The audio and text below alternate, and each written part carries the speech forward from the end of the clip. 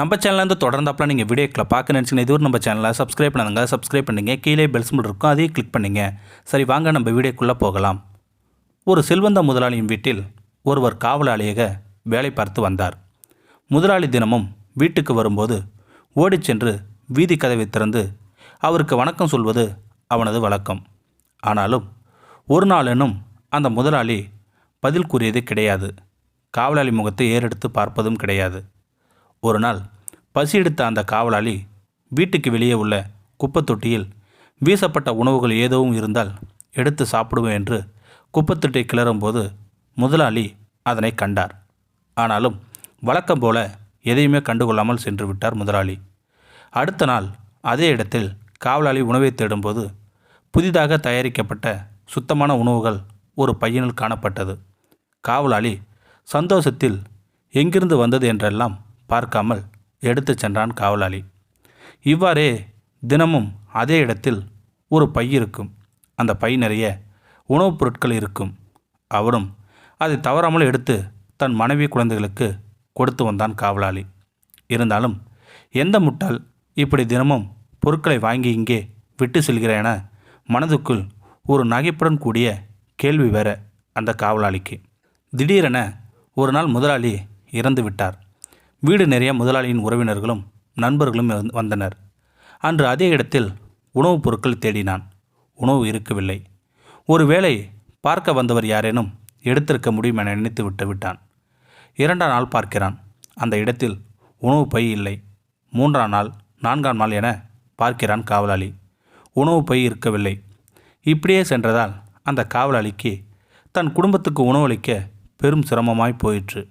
உடனே தனது முதலாளி அம்மாவிடம் போய் சம்பளத்தை உயர்த்தவும், இல்லையேன் வேலையை விட்டு விடுவதாகவும் கூறினான் அந்த காவலாளி. அதற்கு முதலாளி அம்மா மறுத்து விட்டார்.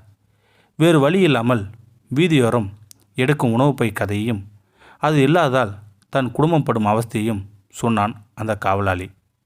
உடனே முதலாளி அம்மா கேட்டார், எப்போதிலிருந்து உணவு பை இல்லாமல் போனதென்று. அதற்கு அவனும் முதலாளி இறந்த நாளிலிருந்து என சொன்னதும் முதலாளி அம்மா ஓ என அழத் தொடங்கினார். இதனை பார்த்த கவலையடைந்த காவலாளி, சம்பள உயர்வு வேண்டாம், நான் இங்கேயே வேலை செய்கிறேன், அழுவதை நிறுத்துங்கள் என கூறினான் காவலாளி. அதற்கு முதலாளி அம்மா, நான் அதற்கு அளவில்லையப்பா, என் கணவர் தினமும் 7 பேருக்கு உணவளித்து வந்தார். அதில் 6 பேரை நான் ஏற்கனவே பார்த்து விட்டேன். 7ஆம் நபரைத்தான் இத்தனை நாளை தேடிக்கொண்டிருந்தேன். 7வது நபர் நீதான் என தெரிந்து கொண்டதும் சந்தோஷத்தில் அழுகிறேன் என்றாள் அந்த முதலாளி அம்மா. நான் தினமும் தவறாமல் வணக்கம் சொல்லியும் ஏறெடுத்தும் கூட பார்க்காத நம்ம முதலாளியா இப்படி நமக்கு உணவுக்கு தந்தார் என நம்பியும் நம்பாமலும் யோசித்தபடி அவன் சென்றான் அந்த காவலாளி.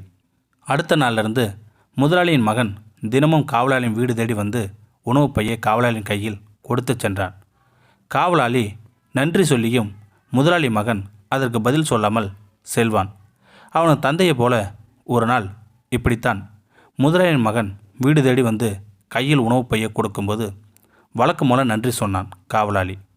அதற்கு அங்கிருந்த எந்த பதிலும் இல்லை. பொறுமை இழந்த காவலாளி மிகவும் உரத்த குரலில் நன்றி சொன்னான். திரும்பி பார்த்த அந்த சிறுவன், எனக்கு என் தந்தையை போல காது 2ம் கேட்காது என்று சொல்லிவிட்டு திரும்பிச் சென்றான் அந்த முதலாளியின் மகன். நாமும் இவ்வாறு தான். அடுத்த ஒரு நிலைமைகள் புரியாது, பார்த்த மாத்திரத்திலேயே அவர்களை தவறாக முடிவெடுத்து விடுகின்றோம். அடுத்த ஒரு நடவடிக்கைகளும் பின்னால் ஒளிந்துள்ள உண்மைத்தன்மை அறியாமல் இருக்கின்றோம். இந்த கதையிலிருந்து 2 விடயங்களை எடுத்துக்கொள்ளலாம். எதையும் யாரையும் பார்த்த மாத்திரத்திலே நம்பி முடிவெடுக்கக்கூடாது. நாம் சந்திக்கும் ஒவ்வொரு மனிதர்களும் ஒவ்வொரு விதமான போராட்ட களத்தில் வாழ்ந்து கொண்டு தான் இருக்கின்றார்கள் என்று. இந்த வீடியோ உங்களுக்கு பிடிச்சிருந்தா கமெண்ட் பாக்ஸில் கமெண்ட் பண்ணுங்கள். கூட உங்கள் ஃப்ரெண்ட்ஸுக்கு ஷேர் பண்ணுங்கள்.